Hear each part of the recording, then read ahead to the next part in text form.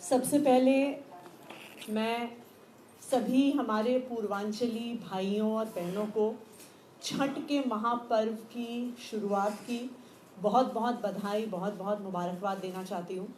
आज से छठ के महापर्व की आज शाम से नहाए खाए से शुरुआत होगी और दिल्ली भर में और देश भर में हमारे पूर्वांचली भाई बहन आज से अपने व्रत की शुरुआत करेंगे।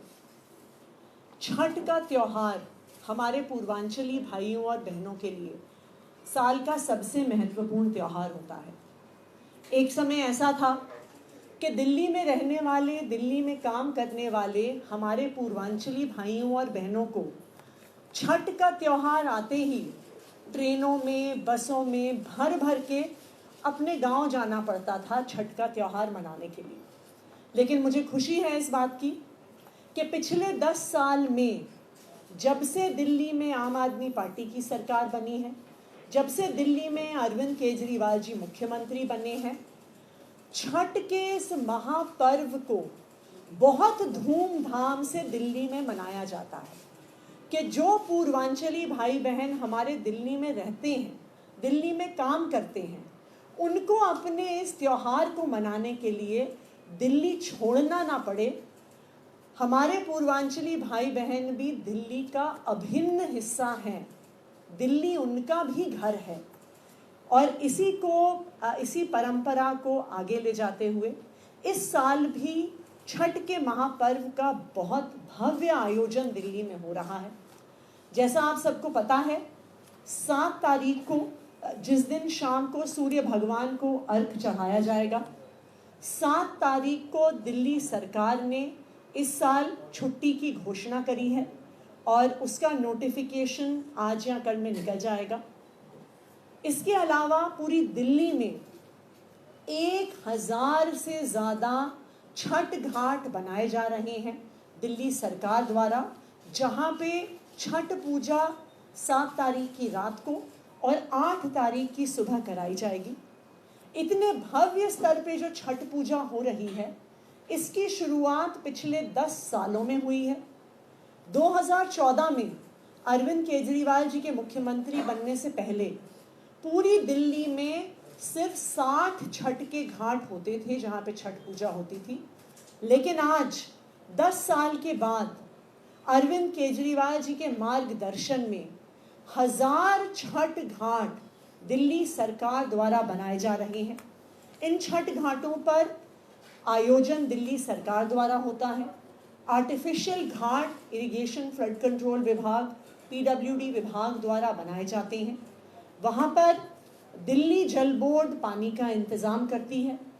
मेडिकल सुविधा भी दी जाती है। जो बड़े छठ घाट हैं वहाँ पर हेल्थ डिपार्टमेंट द्वारा डॉक्टर्स, नर्सेज को डिप्लॉय किया जाता है।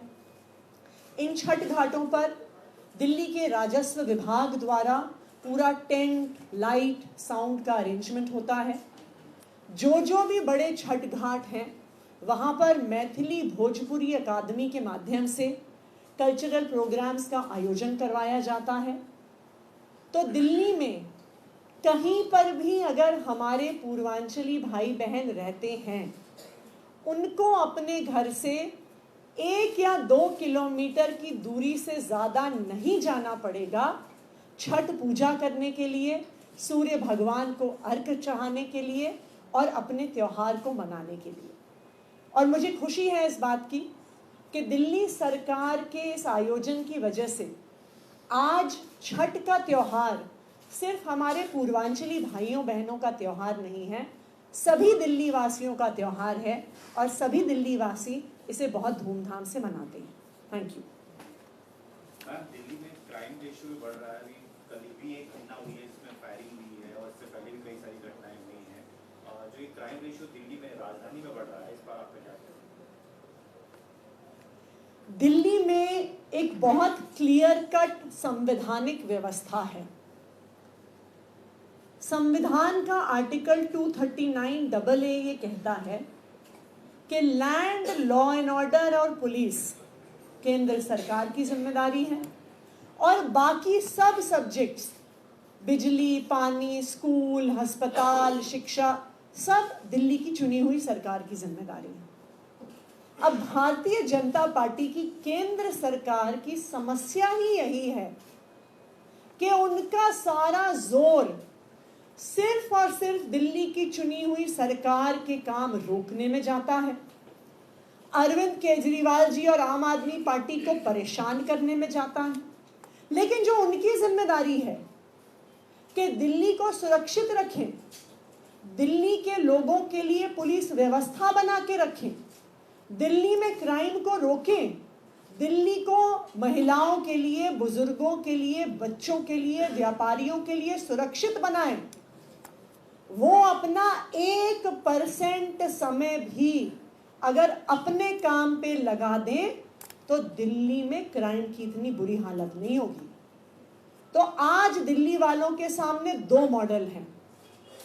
एक मॉडल आम आदमी पार्टी की सरकार का, अरविंद केजरीवाल जी के मार्गदर्शन में चल रही सरकार का, जो 24 घंटे बिजली देती है, फ्री बिजली देती है, अच्छे स्कूल देती है, अच्छे अस्पताल देती है, बुजुर्गों को तीर्थ यात्रा करवाती है, महिलाओं को बस यात्रा फ्री देती है।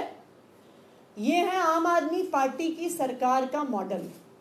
और दूसरी तरफ है भारतीय जनता पार्टी की सरकार का मॉडल, भारतीय जनता पार्टी की गवर्नेंस का मॉडल, जिसमें क्राइम है, जिसमें रंगदारी है, जिसमें फायरिंग है, जिसमें गुंडागर्दी है, जिसमें दिल्ली को मुंबई की तरह अंडरवर्ल्ड बनाना है।